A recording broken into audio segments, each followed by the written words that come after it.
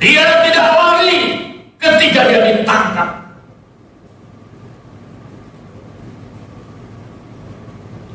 Dia tidak melawan ketika dia disiksa, dicambuk.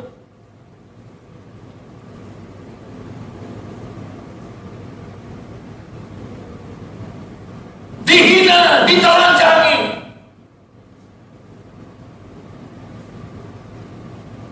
Diludahi, dihianati oleh muridnya sendiri. Disangka oleh Petrus.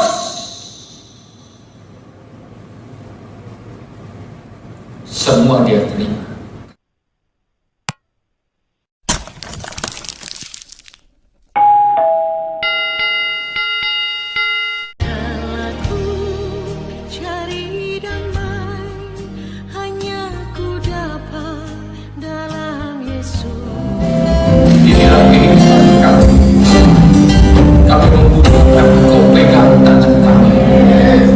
Perjalanan hidup ini akan menjadi berat kalau tidak bersama dengan Tuhan. Tapi kami tahu ketika Engkau mengenyangkan kami dengan firman-Mu Tuhan, bahkan Tuhan memberikan kami kelegaan melalui Roh Kudus, kami akan dapat berjalan menempuh perjalanan yang sulit ini dalam pertolongan dan pembelaan. Kami bersyukur kalau sampai sore hari ini Tuhan, kami berkumpul memuji memuliakan Engkau, dan kami juga membuka diri untuk tetap diisi, dikenyangkan lewat firman. Beri kami makanan rohani, roti yang turun dari sorga. Itulah firman makanan kami yang kami butuhkan hari-hari ini Tuhan. Mari Tuhan tolong kami semua, layakkan, kuduskan kami, supaya firman-Mu beroleh tempat dalam hidup ini Tuhan. Mari pakai hamba-Mu menjadi saluran berkat. Semua umat-Mu yang boleh hadir, bahkan juga melalui media, ya pelayanan ini yang disampaikan kepada saudara-saudara kami lewat media yang ada, Tuhan memberkati, sehingga setiap yang mendapat kemurahan diberkati oleh Tuhan. Kami menolak setiap pekerjaan setan, kuasa gelap, roh jahat, pendakwa, penipu, dalam nama Yesus kami hancurkan semua pekerjaan setan itu. Siap Tuhan untuk mendengar firman. Dalam nama Tuhan Yesus kami bersyukur dan berdoa bersama, kita katakan amin. Silakan duduk Bapak Ibu saudara-saudaraku yang kekasih. Saya mengucapkan selamat hari Minggu, salam sejahtera buat kita sekalian, ya. Shalom. Shalom.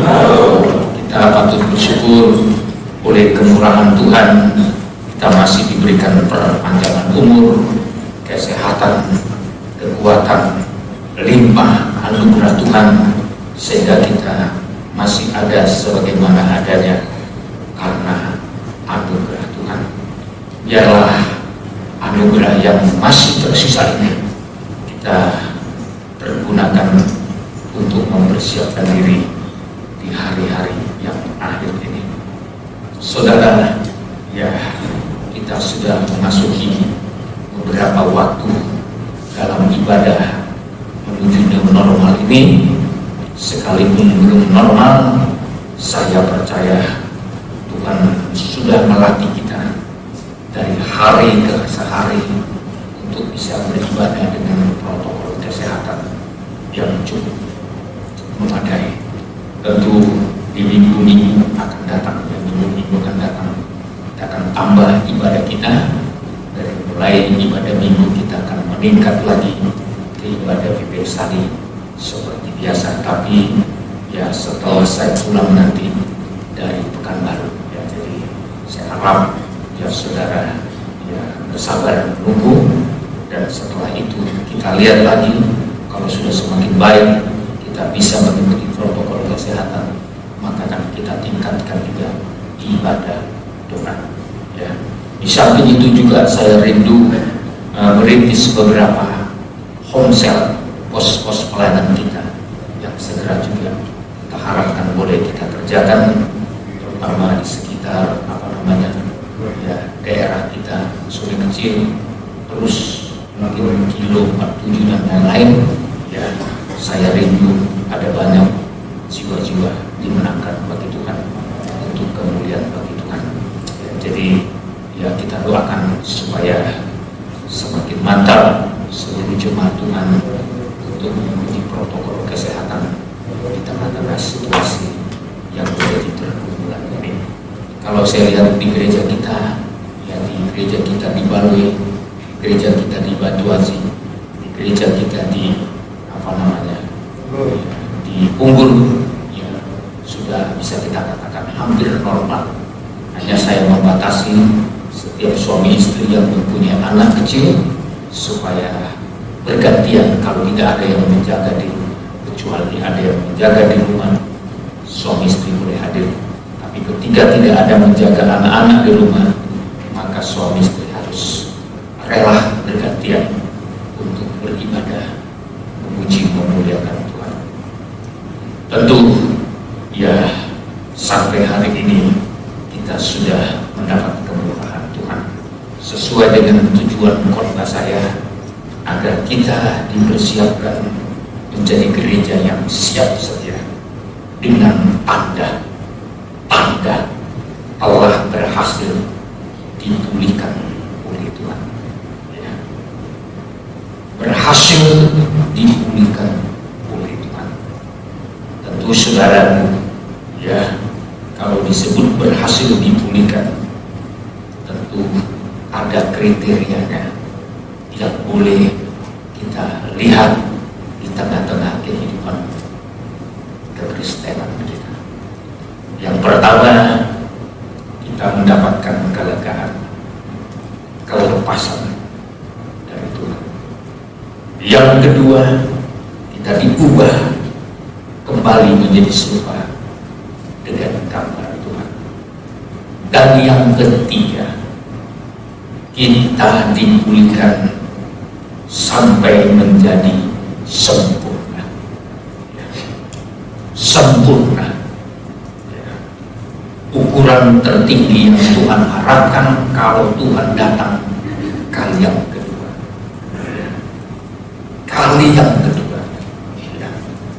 Ada satu tuntutan Tuhan untuk semua kehidupan kita, ya. Dalam kitab Matius jelas sekali saudara, hal ini diingatkan untuk kita.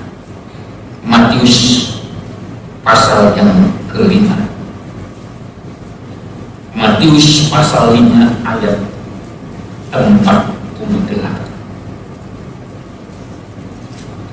Karena itu haruslah kamu sempurna, sama seperti Bapamu yang di surga adalah sempurna. Saya ulang sekali lagi membacakan, karena itu haruslah kamu sempurna, sama seperti Bapamu yang di surga adalah sempurna. Saudara, ini puncak kerinduan Tuhan membawa saya dan saudara menjadi orang yang dipulihkan, masuk sampai kepada tingkat yang tertinggi, sempurna. Dalam pelajaran tabernakel saya sudah berkali-kali mengingatkan pola dalam membangun kerohanian kita. Kalau tabernakel itu berbicara bait suci, tempat kudus. Ini dibangun 100% dengan pola dari sorga. Makanya Musa harus menunggu di atas gunung sampai mendapatkan pola ini, ya. Maka kepada Musa Tuhan berfirman dalam Keluaran pasal 25 ayat 8 berkata, kamu harus membuat tempat kudus, ya. Jadi Musa bersama bangsa Israel harus membuat tempat kudus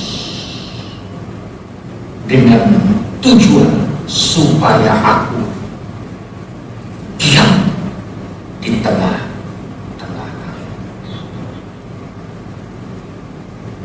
Di ayat 9 dalam Keluaran 25 di ayat 9, semua harus sesuai dengan apa yang ditunjukkan Tuhan. Ya. Menurut segala apa yang ditunjukkan kepadamu sebagai contoh kemah suci dan sebagai contoh segala perabotannya, demikianlah harus kamu membuat. Jadi perintah yang pertama, mereka harus membuat tempat kudus bagi Tuhan, supaya Tuhan diam di tengah-tengah mereka. Tapi menurut contoh, menurut pola yang ditunjukkan Tuhan. Jadi kalau kita belajar tabernakel menurut pola yang ditunjukkan Tuhan, maka ada tahapan-tahapannya. Kalau kita urut dari bawah, maka mulai dari pintu gerbang, masuk ke halaman, lewat pintu kemah, masuk ke ruangan suci, lewat pintu tirai, masuk ke ruangan maha suci.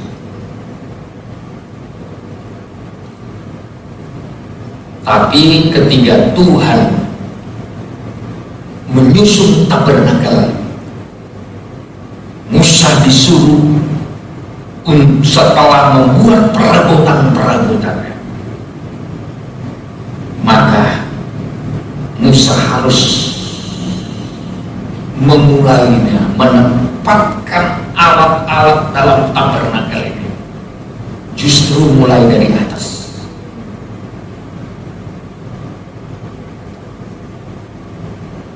Dari atas, dari mulai ruangan maha kudus. Itu sebenarnya menggambarkan segala sesuatu dimulai dari firman. Pola kerajaan surga semua dari Tuhan. Yohanes 1 ayat 1 berkata, pada mulanya adalah firman, firman itu bersama-sama dengan Allah, dan firman itu adalah Allah. Jadi kalau pola kerajaan surga selalu dimulai dari perkara di atas, firman Tuhan. Oleh sebab itu, karena semua dimulai dari atas,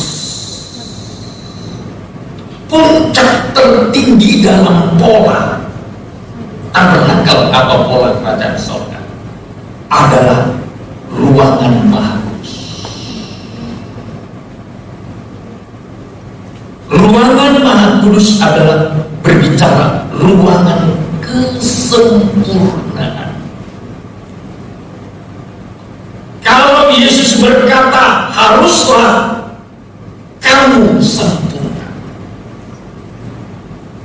karena itu haruslah kamu sempurna seperti Bapamu yang di sorga adalah sempurna.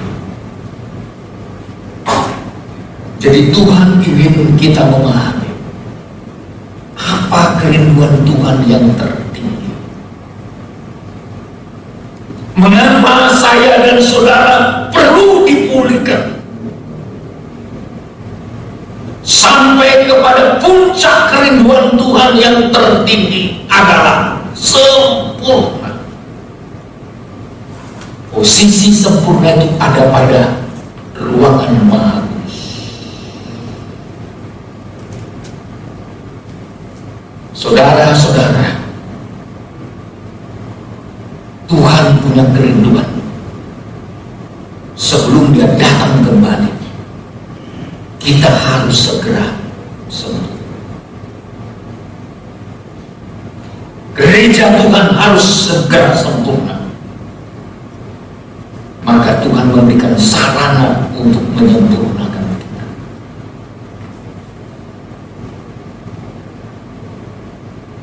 Untuk masuk ke dalam ruang kesempurnaan itu, penghalang terakhir adalah tirai.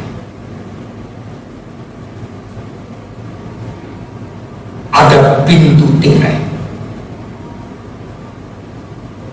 Untuk masuk dalam wilayah kesempurnaan, saya berkali-kali mengatakan gereja harus mengalami perobekan daging.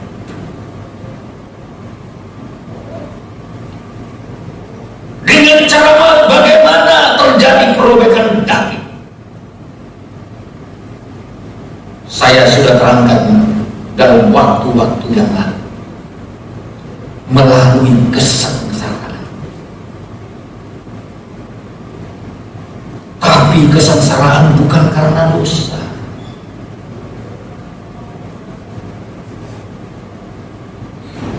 Penderitaan bukan karena dosa. Dan kesengsaraan itu bagaikan mengalami 7 kali percikan darah di depan peti perjanjian. Peti perjanjian adalah gambar bayang dari gereja Tuhan yang sudah terbangun, yang dibuat dari kayu, yang dilapis dengan emas. Sementara tutupnya, kalau dalam pelajaran tabernakel, saudara boleh melihat lebih terperinci. Tutup peti itu namanya tutup pendamaian.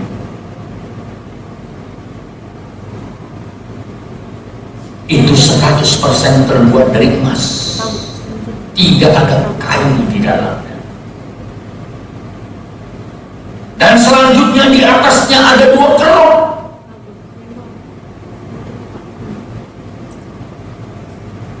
Jadi peti itu menunjukkan gereja Tuhan. Tutupnya itu menunjukkan Yesus Kristus sebagai kepala.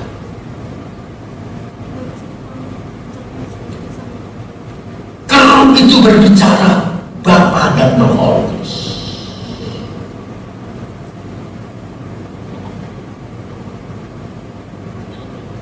Itu sebabnya 2 keruk itu selalu melihat ke bawah. Siapa yang ada di bawah? Yesus dalam pengorbanannya, Yesus dalam kesengsaraannya. Siapa yang ada di bawah? Gereja Tuhan yang sudah mengalami penebusan. Jadi perhatian Bapa dari surga, perhatian Roh Kudus selalu melihat ke bawah. Apa yang sudah dikerjakan Yesus Kristus.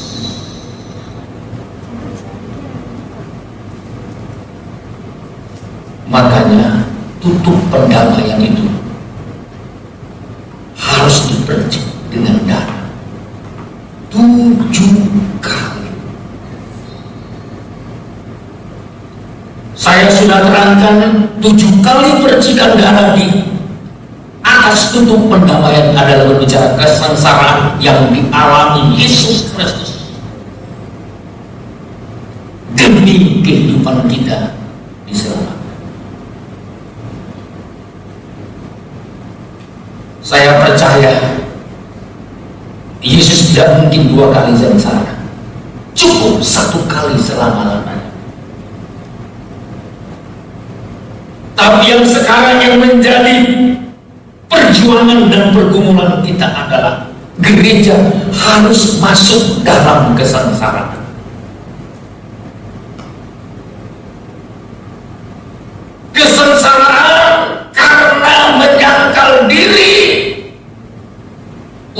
menjadi sempurna. Menyangkal diri itu sengsara.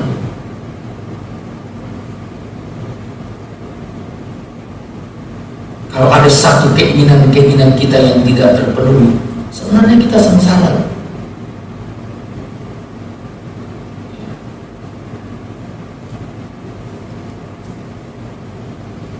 Sengsara karena menyangkal diri, menyalipkan keinginan.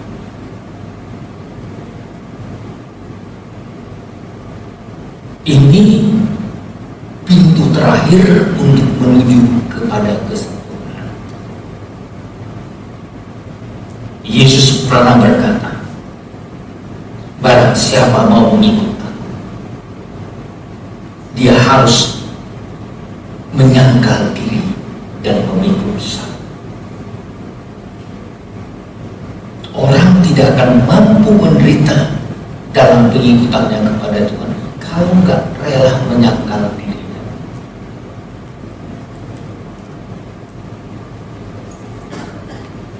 Tapi dengan kerelaan yang menyangkal diri, maka dia akan siap mengikut Tuhan dalam segala penderitaan.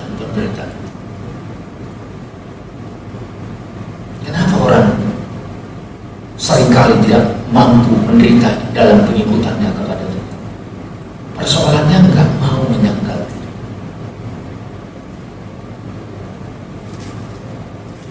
Masih mempertahankan diri sendiri.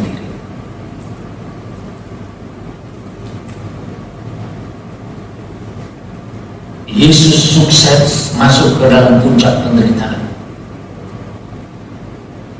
setelah dia berkata, bukan kehendakku yang jadi, kehendakmu lah yang jadi.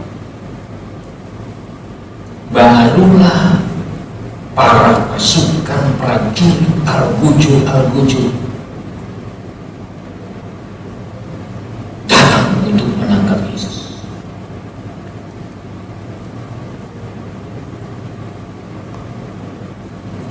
Dia ditangkap.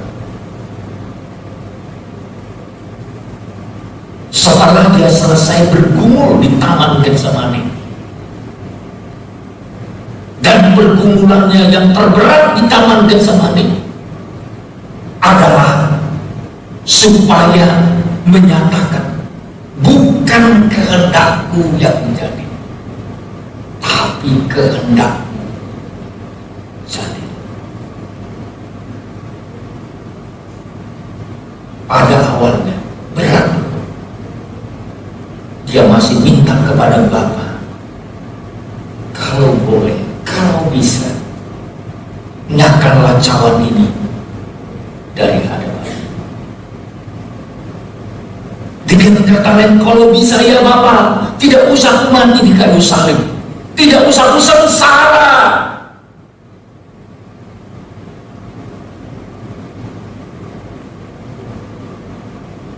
Pada saat pergumulan di Taman Getsemani, Yesus berkata, mau mati rasanya. Ketakutan datang.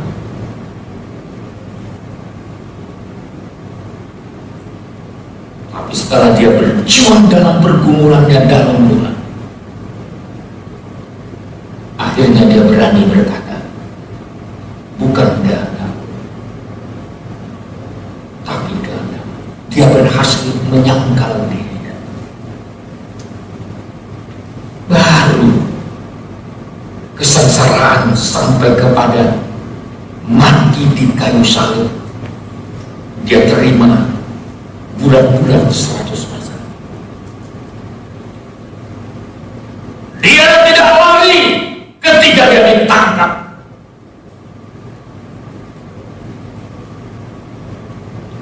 Dia tidak melawan ketika dia disiksa, dicambuk.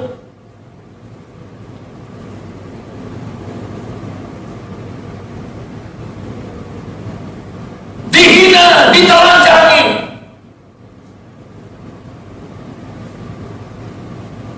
Diludahi, dikhianati. diri, disangka oleh Petrus.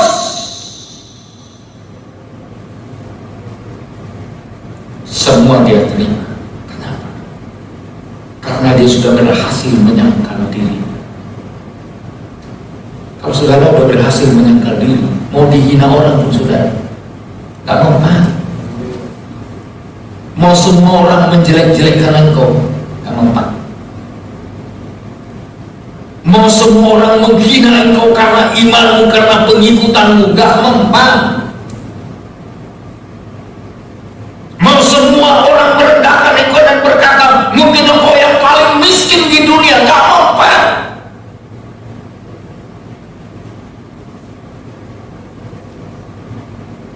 Kalau Anda dan saya telah berhasil menyangkal diri, mampu menerima semua hujatan, hinaan dari pihak manapun. Seringkali kita kan begini, kalau orang jauh menghina kita gak apa-apalah kata.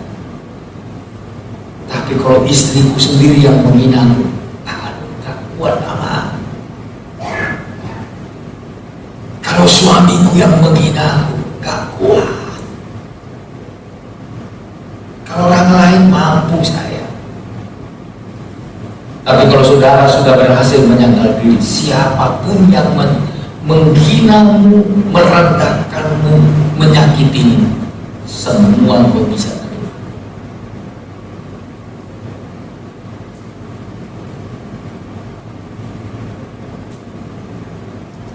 Yesus sebagai contohnya. Bayangkan muridnya yang bernama Yudas datang untuk menunjukkan kepada orang-orang Yahudi, para tokoh, para pengguju, para tentara untuk menangkap Yesus. Yesus tahu juga situ datang untuk ngapain? Untuk menyerahkan dia ke tangan para al-gujub.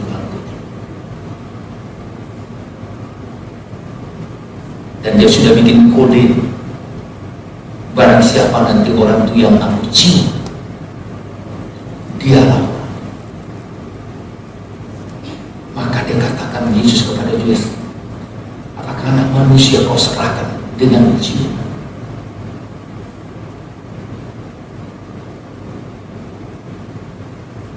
Ya gak manis saudara, ya gak tempelin Yudas.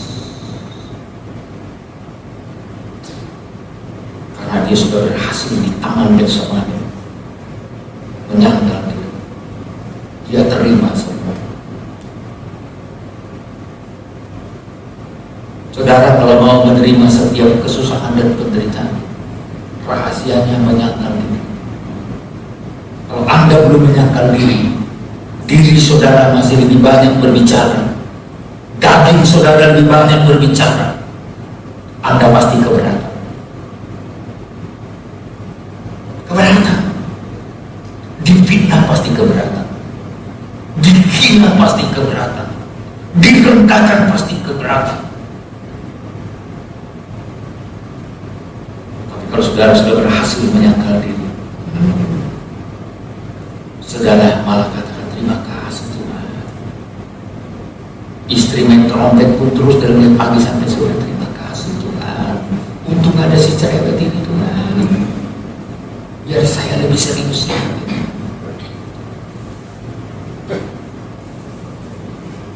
Mau seperti sangkakala pun trompetnya, tahu sangkakala?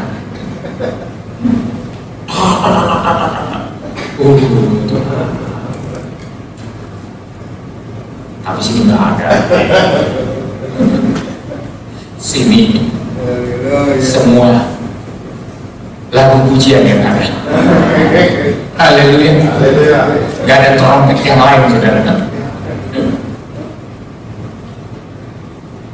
Begitu juga istri. Kalau dia berhasil menyangkal diri, mau nggak bertobat pun suami kita tetap menghormati. bilang, bagaimana kau hormati kau? Kau kan bertobat, kau bertobat kau. Jika kau bertobat, kau hormati kau 2 kali lipat.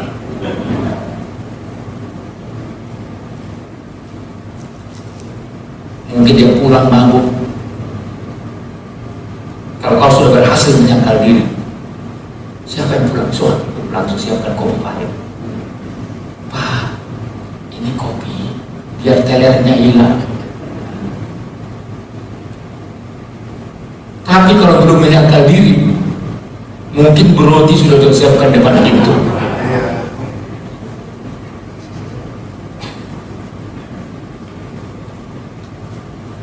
Maka saudara, menyangkal diri itu satu hal pintu terakhir untuk menuju kepada kesempurnaan. Amin. Dari pihak manapun hinaan. Kadang-kadang yang menghina saudara, menghina saya, menghina kita sebagai gereja Tuhan, bukan pihak-pihak dari luar. Kadang-kadang sama seperti Yesus dari pihak orang Yahudi yang paling keberatan terhadap Yesus Kristus.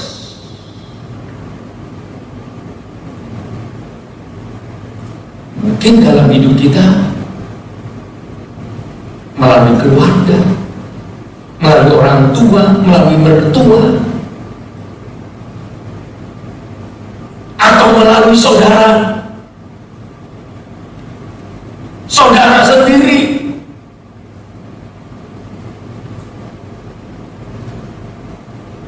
Tapi rahasia untuk sempurna itu, kita harus sukses menyangkal diri. Amin. Waduh, kalau udah bicara pintu tirai ini dalam sekali arti rohaninya.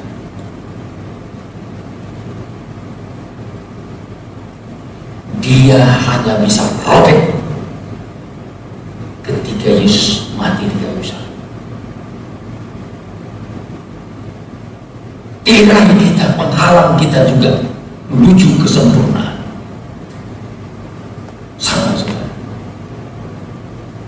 kalau kita telah membuat dunia ini tersalib bagi kita, seperti Paulus katakan, aku telah tersalib bagi dunia, dunia juga telah tersalib bagiku.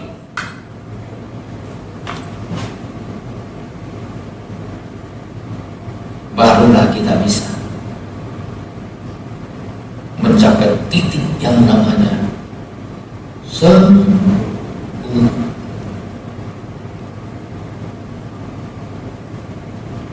Maka Yesus adalah kepala gereja yang sempurna, harus mengalami sengsara. Gereja juga untuk menuju sempurna harus mengalami sengsara. Baru satu level,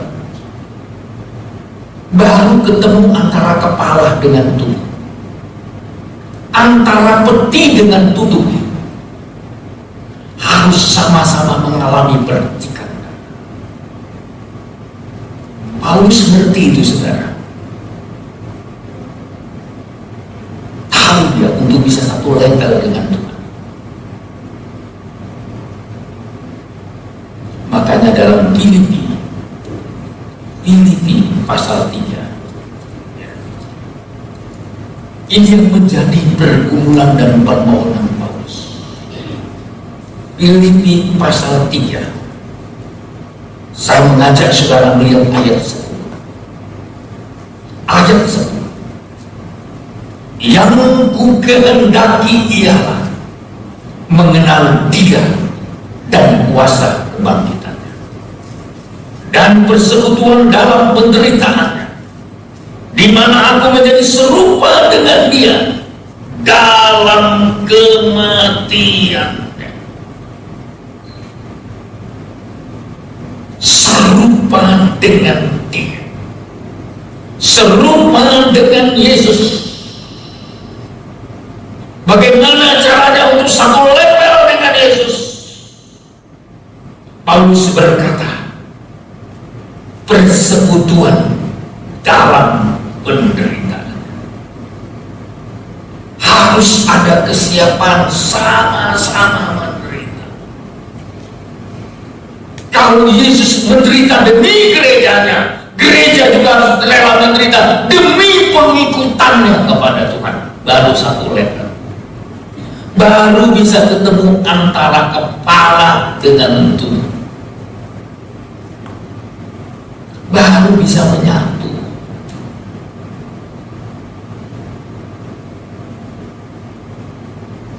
Maka hari-hari ini Tuhan mau meriksa saudara. Adakah penderitaan yang kau sudah alami karena mengikuti Tuhan?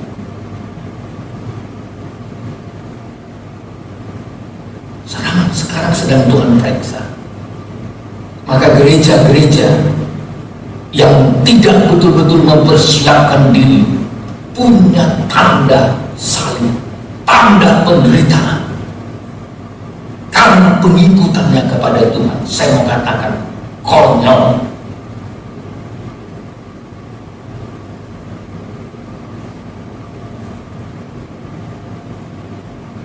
Anda dan saya akan mengalami kuasa kebangkitan Tuhan kalau dengan lebih dulu kita mengalami sengsara bersama dengan Tuhan.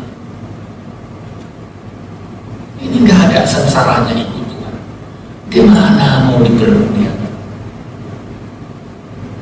Bagaimana mau dapat warisan sorga? Ada banyak orang bicara, oh itu nanti ahli waris sorga.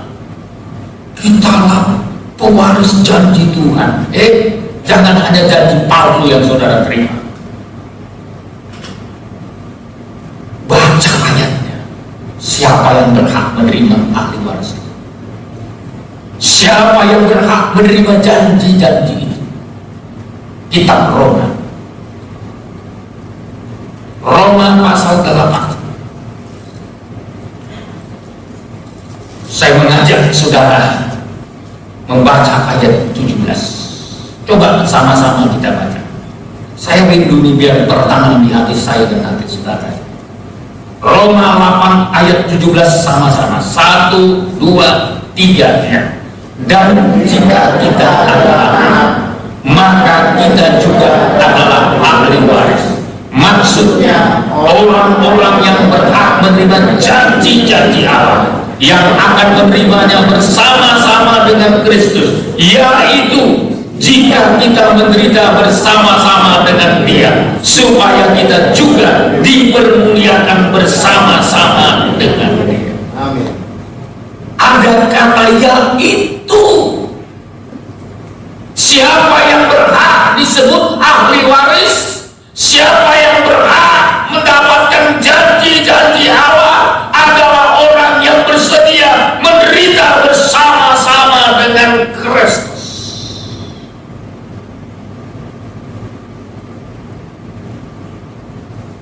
Adakah kesamaan saudara dalam penderitaan dengan Yesus?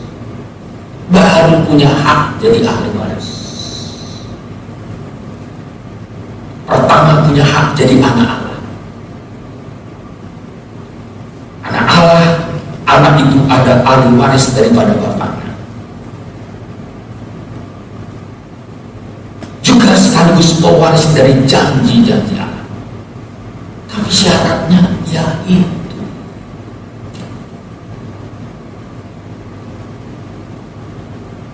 harus menderita bersama-sama dengan Dia. Karena kalau ikut Tuhan tak ada penderitaan kita, masih dipertanyakan apakah saudara ahli waris atau tidak. Banyak orang, kita ahli waris kerajaan sorga, kita penerima janji-janji Allah, beri tepuk tangan. Tuhan bilang, mana penderitaan? Apa yang kau sudah bayar menyuruh Tuhan? Berapa banyak tetesan air mata yang kau keluarkan dalam menyebut Tuhan, dalam melayani Tuhan?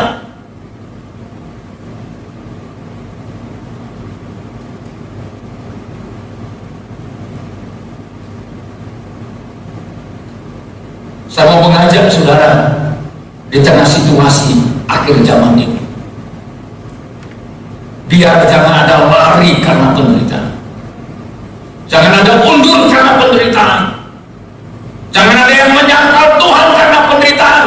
Justru penderitaan ini sangkal dirimu.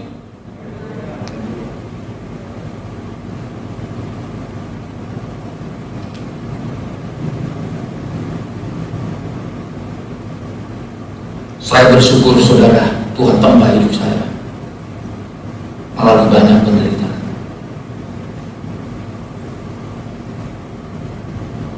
Terlalu banyak.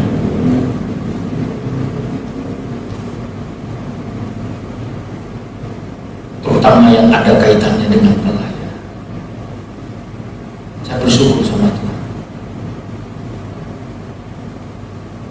Saya merasa itu anugerah yang diizinkan Tuhan untuk menempa hidup ini.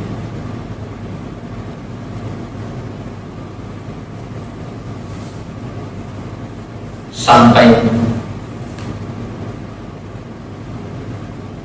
tadi saya sempat ceritakan sama waktu saya makan di sini, dan kebetulan saya memutar lagu-lagu Batak, lagu-lagu Pentakosta zaman. Sampai saya bilang sama Mas sendiri, dulu saya melayani harus minum air paret karena gak mampu beli aku. Tidak pernah kenyang makan karena gak ada mau dimakan.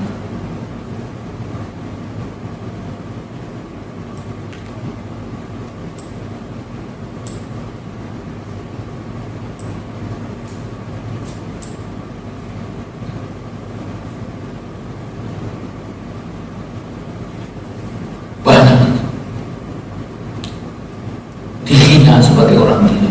Saya di Air Molek, dulu saya di Air Molek gak ada jemaat, jadi saya nyewa rumah saudara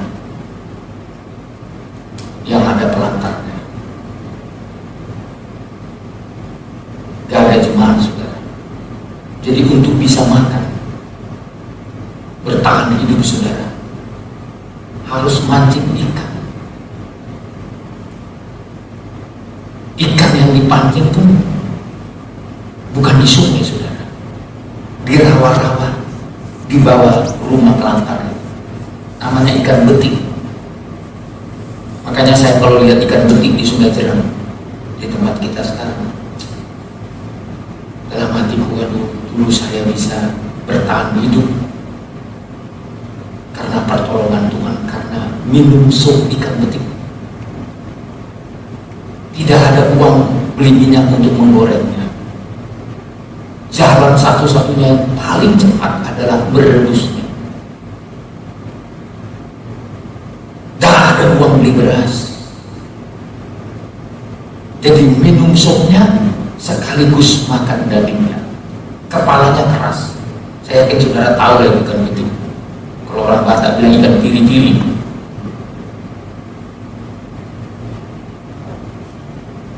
Bukan 1 hari saudara, bukan 2 hari. Hampir 6 bulan saya harus mengkonsumsi itu.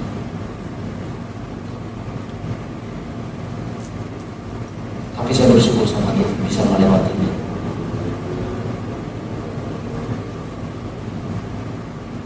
Terus saya sempat tinggal di Renang juga. Jadi kalau pagi-pagi saya pergi menginjil, cari jiwa saudara, saya lewat kedai kopi, saya tidak berani singgah karena gak ada uang beli kopi, beli teh.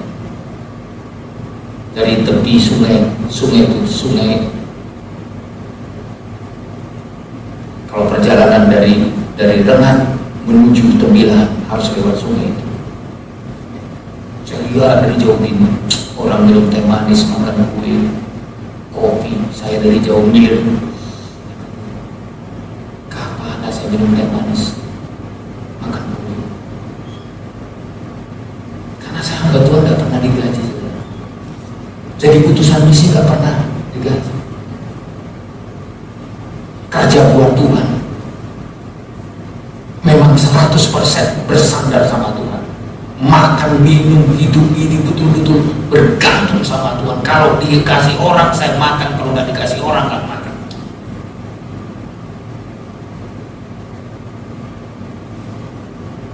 Sampai dipindahkan ke Jambi. Di Jambi juga demikian.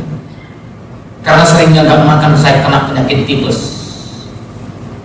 Rambut saya rontok karena demam tinggi terus. Tapi Tuhan gerakkan, di depan rumah saya ada nenek-nenek umur 72 tahun. Pagi, sore dia antar makanan supaya saya makan. Mungkin hari ini nenek itu pasti tidak hidup lagi, karena sudah hampir 30 tahun. Kalaupun dia hidup, mungkin sudah 100 tahun lebih umurnya. Sejak saya pindah dari sana, dari Jambi, sampai hari ini saya nggak pernah ketemu dengan nenek.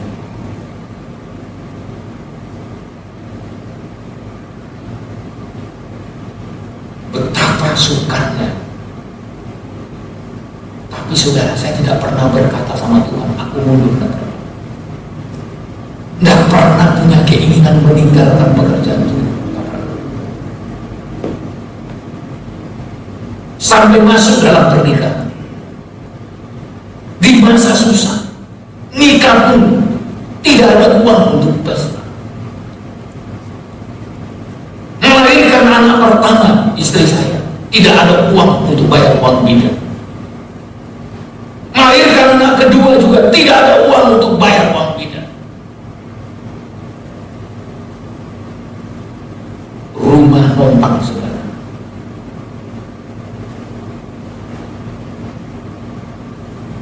Itu sebabnya ketiga yang punya rumah tempat saya menumpang itu, tempat kelahiran anak saya Sabar. Dia berkata kepada saya, Pak, rumah itu sekarang mau saya jual.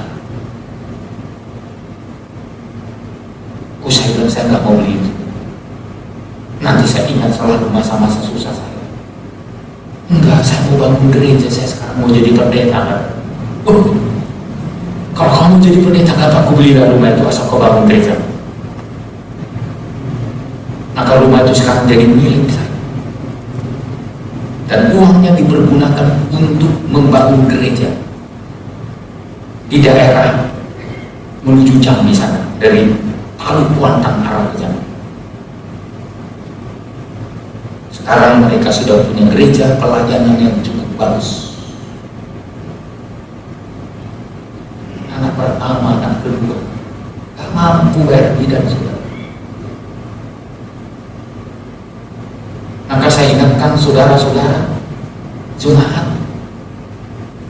pelayan Tuhan, pengerja, menjelang kedatangan Tuhan kalian kedua, yang Tuhan cari dari kehidupan saudara dan saya. Dia rindu saudara sempurna, tapi untuk menuju kesempurnaan itu ada penderitaan yang harus Anda miliki.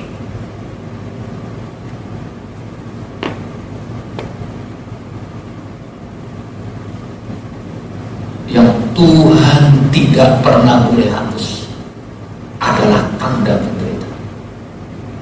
Lubang paku yang ada pada tangan Yesus itu permanen selama-lamanya. Andai kata dia hari ini datang, Anda akan melihat tangannya bekas lubang paku itu. Andai kata dia datang hari ini, Anda akan lihat bekas mahkota duri yang mencabik-cabik kulit kepalanya. Anda akan lihat lubang paku yang pernah menembus kakinya.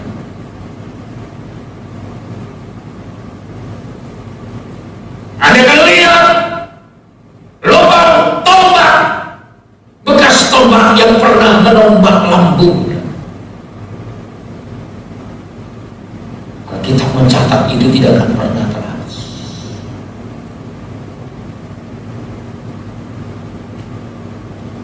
Tanda itu saudara.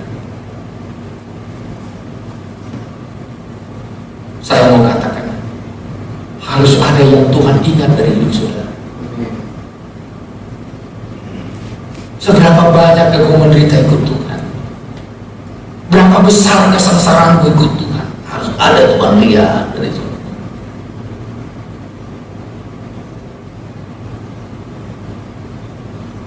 Kita ini kadang-kadang sedikit aja menderita dan momelnya setengah mati. Bahkan dalam keadaan diberkati pun momelnya makin banyak, saudara. Seharusnya kita ini bersyukur, Tuhan, Tuhan terima kasih.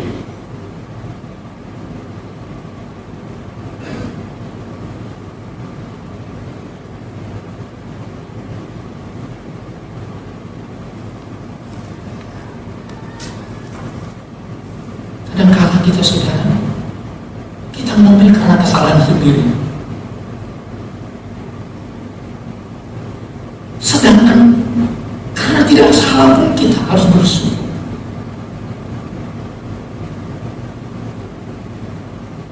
Seringkali karena kesalahan kita sendiri yang salah, kita lagi yang ngomel.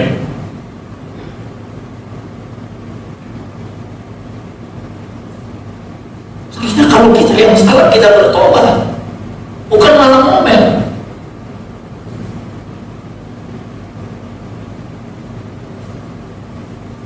Tapi seringkali manusia kita yang belum mati terhadap keakuan, belum mati terhadap ego kita, belum mati terhadap diri sendiri, belum menyangkal diri, ini yang membuat masalah. Sehingga apa? Seringkali bukan malah menyenangkan Tuhan, menyakitkan Tuhan.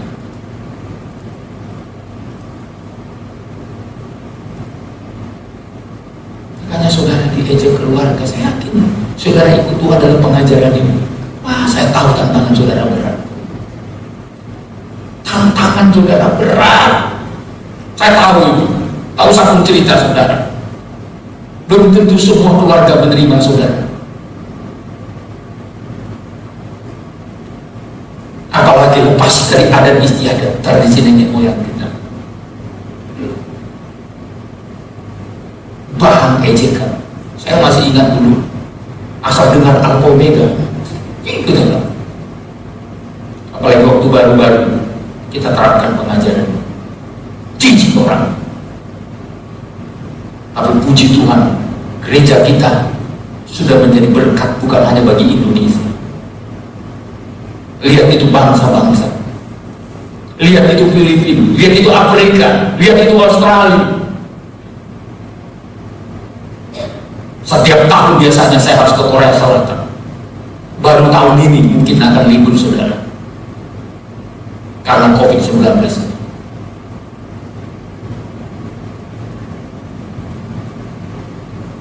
Mungkin saudara juga punya pengalaman yang sama, sengsara karena mengikuti. Mungkin direndahkan keluargamu, direndahkan mertuamu, iparmu. Tapi berbahagialah engkau, karena nama Tuhan semua itu kepalanya. Amin. Haleluya. Berbahagialah engkau, karena nama Tuhan itu kau bayar harganya. Saya bersyukur jadi hamba Tuhan dalam pengajaran ini. Baru belakangan ini mulai banyak orang berkata, wah rupanya begini. Kalau dulu dengar nama kita aja dianggap kita ini hantu belau, tahu hantu belau?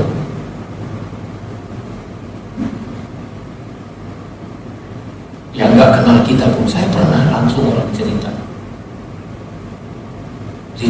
saya di situ, dia ceritakan saya tanya dia, Bapak kenal nggak si John Stone itu?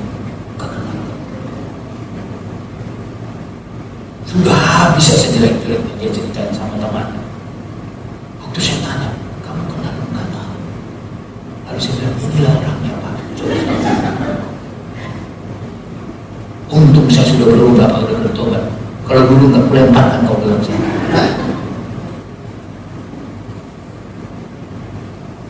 Tapi saya sudah mati. Sudah mati saya terhadap dirimu. Saya tidak keberatan kau ejek kau ini. Tapi supaya kau jangan tambah dosa, jangan tambah dosa, jangan kau jelek-jelekkan saya.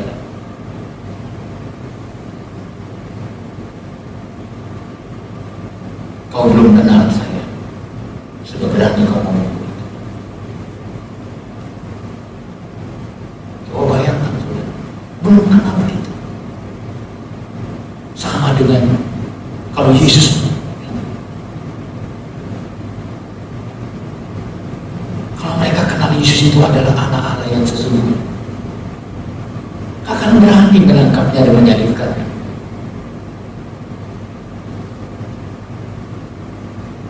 Yesus berkata, aku bersyukur ya Bapa, karena kau sembunyikan kepada orang bijak, orang pandai, tapi kau bukakan untuk orang-orang kecil. Hanya orang kecil yang terbuka matanya melihat Yesus. Orang pintar, orang hebat tertutup matanya melihat Yesus. Padahal Yesus itu adalah kitab suci mereka. Ada dalam kitab Taurat Musa, ada dalam kitab para nabi janji tentang Yesus. Tapi mereka tak percaya. Maka Yesus berkata, aku bersyukur. Itu Matius pasalnya yang ke-11 ayat 25. Begitu ya. Matius 11 ayat 25. Tuhan Yesus bersyukur. 11 ayat 25. Pada waktu itu berkatalah Yesus, aku bersyukur kepadamu Bapa, Tuhan langit dan bumi, karena semuanya itu engkau sembunyikan bagi orang bijak dan orang pandai, tetapi engkau nyatakan kepada orang kecil. Jadi Yesus bersyukur karena Bapa menyembunyikan rahasia tentang Yesus Kristus justru kepada orang bijak, orang pandai. Tapi Tuhan bukakan kepada orang kecil, orang yang rendah hati.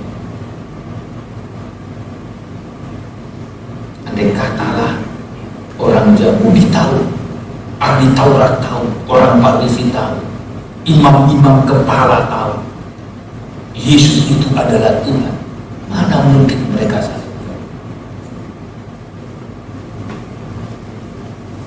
Karena mereka tidak tahu, tersembunyi. Maka saudaraku, saya mau mengajak jemaat, kita harus masuk kepada puncak pemulihan terakhir, menjadi sempurna melalui sengsara, bagaikan 7 percikan darah. Maka saudara, percikan darah terakhir ini tidak semua orang mengalaminya. Ada syarat untuk mengalami percikan darah ini, untuk menjadi sempurna.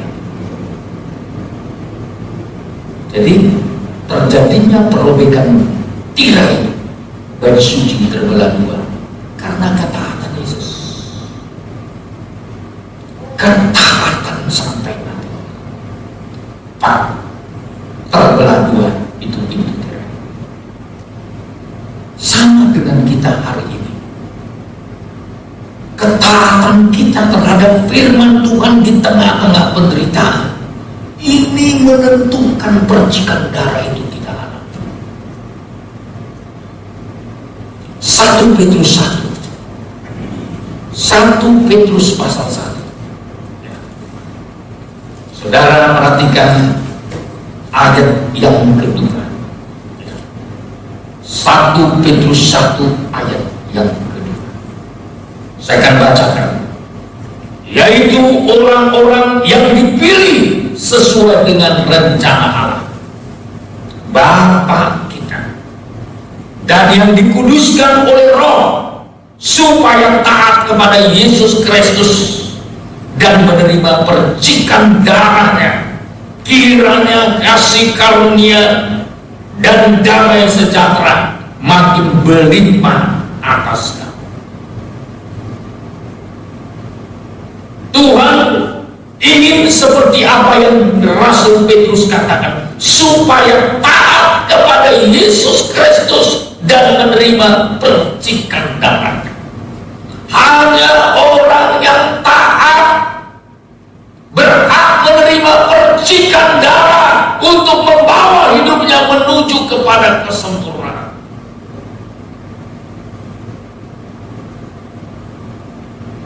Siapa mereka yang taat itu? Yang pertama yaitu orang-orang yang dipilih.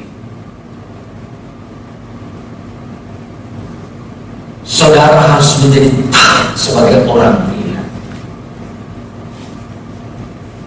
Kalau berbicara pilihan, itu diawali dengan panggilan.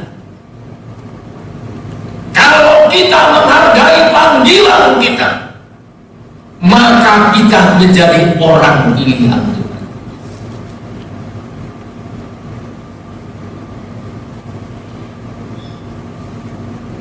Hargai panggilan. Saya mengatakan jemaat pun punya panggilan, hamba Tuhan pun punya panggilan. Bagi jemaat, panggilannya adalah setia beribadah. Anda dipanggil untuk setia beribadah tanpa komentar. Tentu ada juga panggilan hamba Tuhan. Panggilan hamba Tuhan adalah setia beribadah plus melayani Tuhan.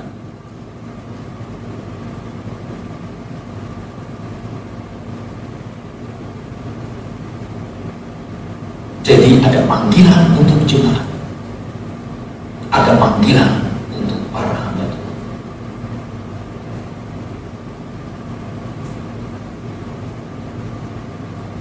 Sekali lagi, orang-orang yang dipilih.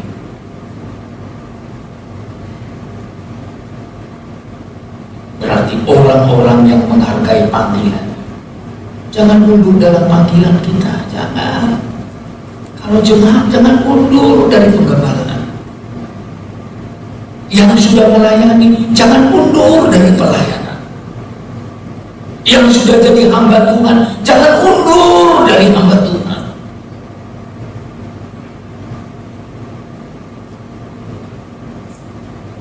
Itu tandanya saudara, orang pilihan.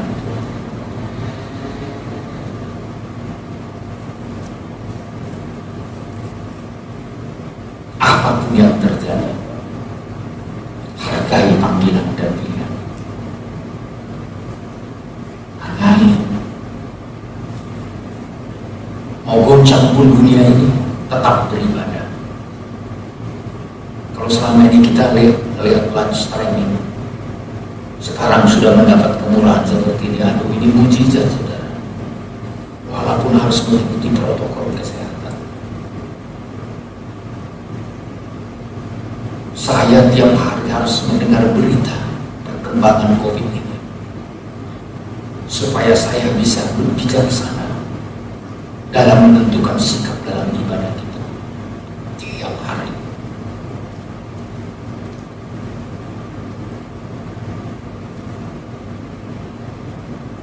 Bukan saja untuk Kepri, sampai di luar Kepri, karena ya, undangan untuk kita mulai melayani Tuhan keluar dari Batam itu sudah mulai.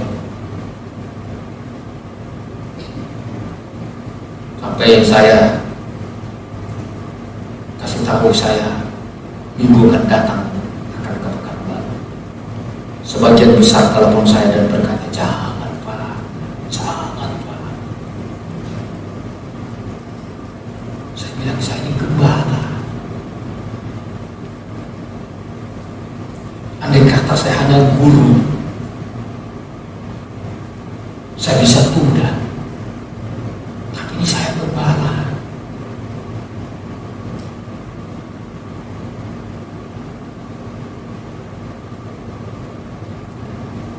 Tentu tanggung jawab gembala lebih berat, saudara.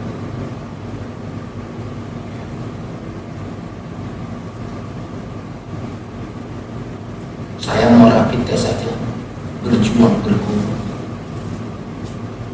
Karena menurut kawan-kawan mengatakan, saya kan punya penyakit bawaan.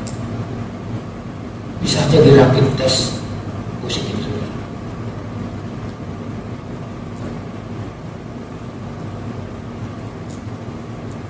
Jadi bukan hanya karena COVID-19 lalu langsung dia positif, penyakit lain dia reaktif, saudara.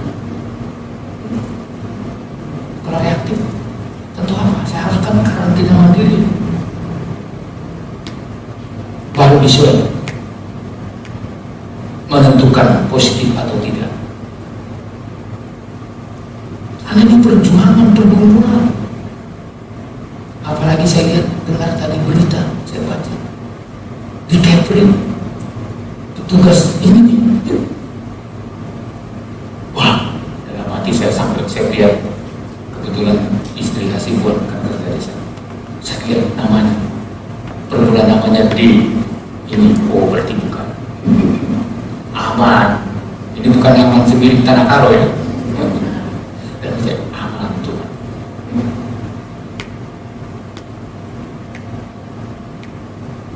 Tiap hari saya ikuti perkembangan. Ini karena pelayanan, saudara. Kalau karena curi duit, aduh, mau yang dibayar berapa pun saya nggak mau pergi. Tapi ini bicara penggembala.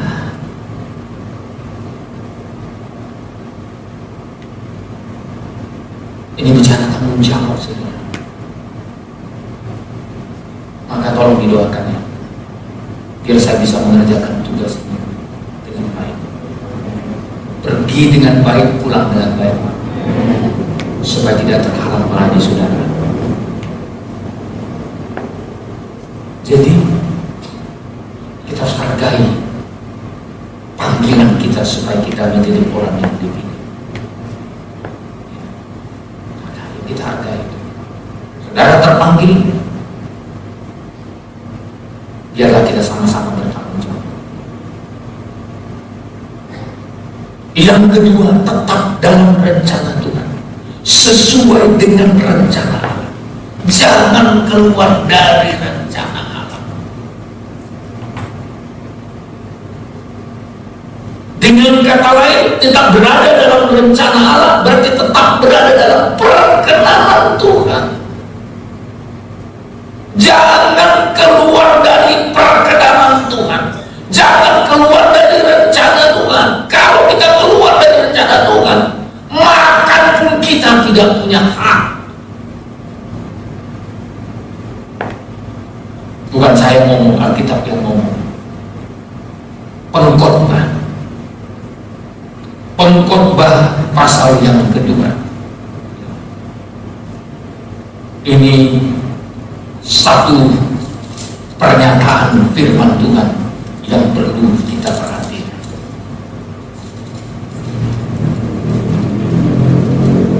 Pasal 2 ayat 25. Pengkhotbah pasal 2 ayat 25. Karena siapa dapat makan dan merasakan kenikmatan di luar dia. Sebuah pertanyaan, karena siapa dapat makan dan merasakan kenikmatan di luar dia. Dengan kata lain, makan pun kita tidak akan dapat, apalagi merasakan kenikmatan kalau kita di luar Tuhan. Makanya di luar Tuhan, gak usah heran, jungkir balik itu gak punya hak itu.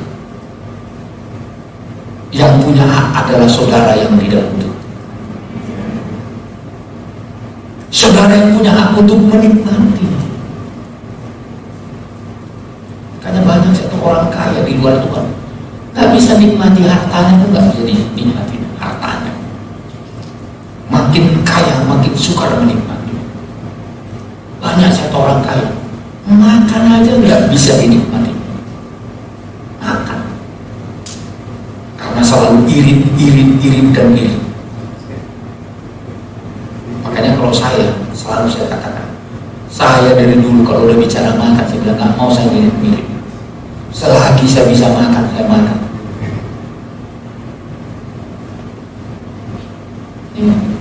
Kalau sempatlah saudara, ada uang saudara, tapi nggak bisa saudara nikmati. Maka saya selalu bilang wajib, kalau ada berkat Tuhan nikmati. Kalau memang perlu rumah, beli rumahmu kalau ada berkat. Kalau engkau perlu mobil, beli mobilmu. Kalau ada berkat.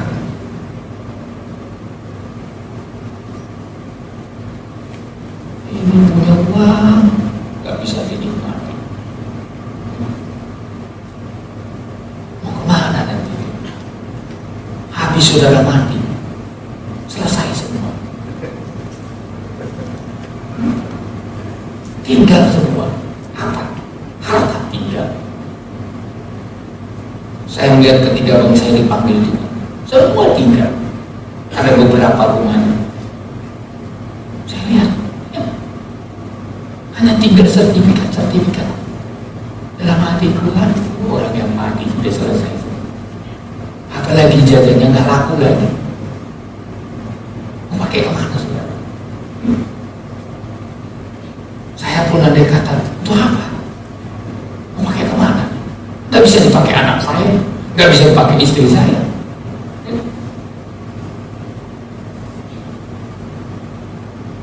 Makanya saudara, diberi Tuhan kesempatan dalam Tuhan, nikmati. Bukan untuk berpoya-poya, bukan untuk menikmati berbuat dosa, menikmati untuk kemuliaan Tuhan. Haleluya. Kau punya emas, udah mati nanti ditanggalkan anakmu mas itu waktu kamu dikubur. Cabut-cabut cincinnya, cabut-cabut kan.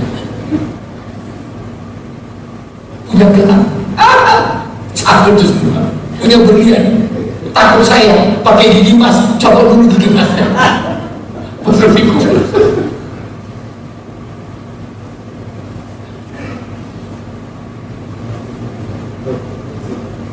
Makanya saudara, mari kita bersungguh-sungguh. Amin. Usah memburu semua. Supaya saudara bisa merasakan, menikmati apa yang Tuhan berikan kepada saudara. Haleluya. Amin. Amin. Nah, ini jemaat. Ya, tapi jangan semua beli mobil besok ya. Nanti gak ada parkir kita. Sabar dulu saudara. Tapi kalau udah perlu, silakan saudara. Supaya saudara bisa menikmati. Haleluya. Ya, kadang-kadang juga perlu jalan. Ya, nanti kalau udah normal, ikut KKR. Yang penting ikut sama Pak Gembala ke Korea Selatan. Suami istrinya. Daripada saya bawa orang lain, bagus saya bawa jemaat saudara. Orang makan gratis kok, nginap hotel gratis, saudara hanya bayar ongkos pulang pergi aja. Makan dikasih, nginap dikasih. Kadang-kadang saya sedih juga kadang-kadang bawa orang. Ya. Saya kadang-kadang lebih suka bawa jemaat saudara. Kalau jemaat kan ikut menikmati. Karena orang lain kadang-kadang ya belum tentu dia bersyukur. Ini aja. Apalagi kurang tebal amplopnya. Ini aja. Padahal dia bukan korban, saya korban. Dia menikmati. Tak adil ini jadi. Kalau dia korban, wajarlah dia bilang mana berkat. Ini yang korban saya. Pembagian model lebih banyak. Iya. Kau tahu aku kita kesini. Mau cari duit atau mau melayani? Kalau jemaat berkorban lagi gitu. Makanya saya lebih senang buat jemaat. Nanti jemaat Tanjung Bandar siapkan tabungan untuk ikut. Amin ini. Itu kita sama-sama ke Yerusalem, ke Israel, haleluya, ke Eropa. Sebenarnya tahun ini kita mau ke Eropa, saudara. Karena tahun yang lalu kita sudah ke London. Sudah ada yang menuju kita di Eropa, di Italia, di beberapa tempat, saudara. Tetap dalam rencana Tuhan. Apa berkatnya? Di ayat 26. Karena kepada orang yang dikenannya, Ia mengaruniakan hikmat, pengetahuan, dan kesukaan. Jadi kalau kita tetap dalam rencana Tuhan, apa yang kita dapatkan? Kuasa untuk menikmati, kuasa untuk mendapat hikmat, kuasa untuk dapat pengetahuan, kuasa untuk mendapat kesukaan. Dan hikmat, sehingga kalaupun banyak persoalan, saudara dapat mengatasinya karena hikmat. Haleluya. Ada perkara-perkara yang tersembunyi, karena Anda diberi Tuhan pengetahuan, ada jalan keluar. Tambah lagi kesukaan. Kalau ada kesukaan, saudara, aduh enak, kerja pun enak, karena didasari kesukaan. Suka aku kerja, suka aku melayani, suka aku beribadah. Kalau didasari kesukaan, enak semua, ringan semua. Suka kita berkorban, ringan, gak akan ada yang bersungut-sungut walaupun disuruh berkorban. Ini kadang-kadang suruh korban lagi. Untung jemaat kita nggak ada kayak gitu di sini. Haleluya. Kalau tempat lain banyak kali saya tahu pendeta kami asal korban. Semua ayat terakhirnya nanti berpuluhan, puncaknya berpuluhan. Memang tidak salah ayat berpuluhan, tapi saya mau katakan kepada saudara, dasar untuk melakukan segala sesuatu harus berdasarkan kesukaan, senang melakukannya. Kalau udah senang melakukannya, gak ada yang berat. Coba, mana ada yang berat kalau udah senang melakukannya? Kerja, mana berat? Mau bangun jam 1 tengah malam pun saudara mau berangkat bekerja, enak rasanya. Haleluya. Langsung melek mata itu, karena didorong kesukaan. Tapi kalau nggak ada kesukaan, suruh bangun jam 10 pagi itu, yang berat. Coba ada kesukaan, tak ada yang berat. Haleluya. Nah, orang kesukaan, apalagi kesukaannya untuk membantu ekonomi keluarga. Oh, supaya saya bisa membantu ekonomi keluarga, supaya bisa berkorban sama pekerjaan Tuhan. Saya harus bangun jam sekian, saya harus bekerja jam sekian. Pasti semangat kita.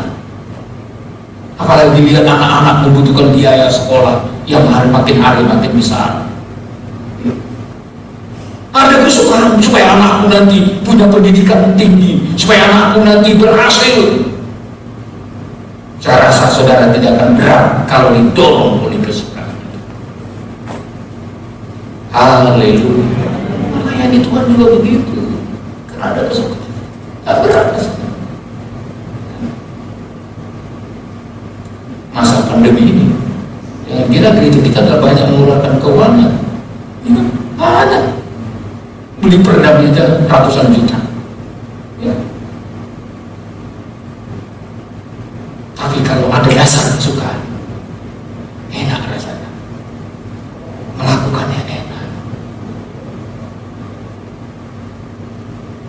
Saya rindu jemaat Tuhan, mari kejarlah hidup tetap dalam rencana Tuhan. Amin. Dan poin yang terakhir, saudara, poin yang terakhir dalam suratan Petrus tadi, dan dikuduskan oleh Roh.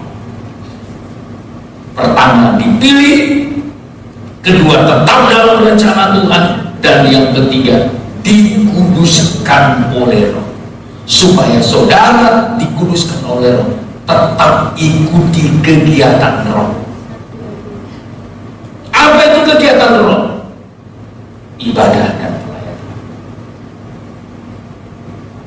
Sehingga ketika kita sudah taat dalam ibadah pelayanan, kita dikuduskan oleh roh, akhirnya percikan darah itu tas kena kepada kita, menyempurnakan kita.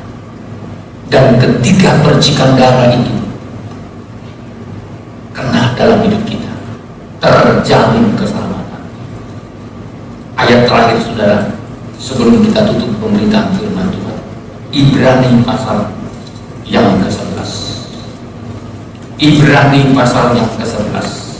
Saya mengajak kita membacakan ayat ini bersama-sama. Ayat yang ke-28. Ibrani 11 ayat 28. Sama-sama biar kita diberkati Tuhan. 1, 2, 3, ya. Karena iman maka ia mengadakan pasrah dan percikan darah supaya pembinasaan anak-anak sulung jangan menyentuh mereka. Jadi saudara tidak bisa disentuh oleh pembinasa, termasuk COVID-19 ini tidak akan berhasil menyentuh membunuhmu kalau ada tanda percikan darah. Haleluya. Kenapa? Mempelai Tuhan diharapkan Tuhan hidup sampai Tuhan datang. Haleluya. Oleh sebab itu biarlah kita bersyukur sore ini karena kemurahan Tuhan, kebesaran Tuhan sudah menolong kita sekalian. Kita akhiri pemberitaan firman Tuhan. Kita lanjutkan dalam ibadah kita yang akan datang. Oh, terima kasih Tuhan. Segala pujian syukur kami, segala hormat kami hanya bagi Dikau saja. Engkaulah segalanya. Haleluya. Oh, terima kasih Tuhan. Terima kasih Yesus. Terima kasih Tuhan.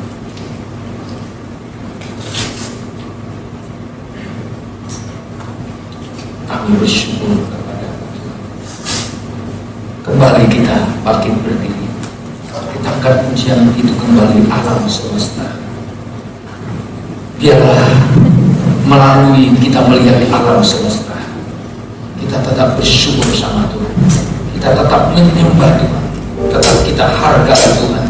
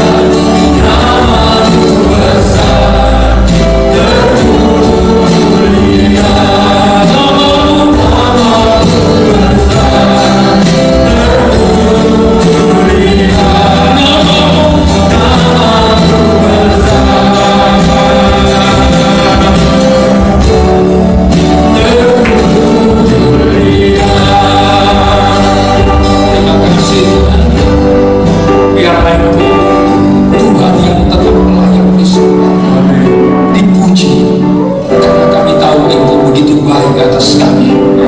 Engkau ingin hidup kami mengalami penyucian terakhir dengan percikan darah anak Tuhan. Lewat sengsara bukan karena dosa, sengsara karena kami mau ikut Tuhan, mau berada dalam panggilan pilihan, mau tetap berada dalam rencana Tuhan, mau dikuduskan dalam Roh, sehingga kami tahan mengalami penderitaan untuk menjadi sempurna. Kami tahu Tuhan, tolong kami Bapa, tolong kami supaya ketika terjadi penderitaan itu kami tetap bersyukur dalam hal apapun, dalam keadaan apapun, biar kami bersyukur. Ketika kami dihina, dihujat karena pengikutan kami kepada Tuhan, berikan kami kerendahan hati, berikan kami kesabaran, berikan kami kehidupan yang mampu menyangkal diri, sehingga bukan kehendak kami yang jadi, kehendakmu jadilah. Kau memberkati juga semua keluarga jemaat, supaya semua bisa menerima, memahami apa yang kami cari dan pergumulan. Kau berkati seluruh jemaat di tengah-tengah COVID-19 ini. Hamba berdoa, tetap kuatkan, tutup bungkus dengan kuasa darah Engkau juga menjaga seluruh umat. Kalau ada yang sakit, Kau sembuhkan. Ada yang lemah, Kau kuat. Ada yang susah, Kau hibur. Karena khusus buka jalan dalam pekerjaan ekonomi mereka. Tidak ada yang berkekurangan, sebab Tuhan Jehovah Jireh akan menyediakan apapun yang Terima kasih Tuhan Yesus. Terima kasih Roh Kudus, kalau kami masih bisa beribadah. Kami rindu di hari-hari ke depan kami bisa kembali beribadah di Stati, ibadah dan semua kegiatan-kegiatan yang lain. Kami rindu terjadi normal kembali dengan pertolongan Tuhan. Bukan hanya kami, tapi di seluruh Indonesia, bahkan di seluruh dunia, supaya umat-Mu dapat mencari Tuhan kembali, bersekutu, bersyukur, melayani Tuhan. Injil kerajaan ini harus barulah tiba ke saudara. Tuhan, semua kami yang melayani, baik di altar ini, di luar altar, semua Tuhan berkati. Sekali lagi, dalam seluruh pekerjaan umat yang bekerja di Tanjung Uban, di luar Tanjung Uban, di luar negeri sekalipun, Tuhan siapkan yang terbaik. Kami tidak lupa berdoa untuk bangsa kami Indonesia, buat Bapak Presiden kami, Wakil Presiden, para menteri, pejabat tinggi di negeri kami, bahkan juga pemerintah daerah sampai yang terendah. Tuhan menolong, berikan hikmat khusus untuk memberkati negeri kami. Dan akhirnya Tuhan, kami mau pulang dengan menerima berkat Tuhan. Saudara-saudaraku yang terkasih, arahkan hatimu ke surga, terimalah berkat Tuhan, kasih karunia dari Tuhan Yesus Kristus, cinta kasih daripada Bapa surgawi, penyertaan dari kuasa Roh Kudus ada menyertai memberkati saya dan saudara sekarang dan sampai selama-lamanya.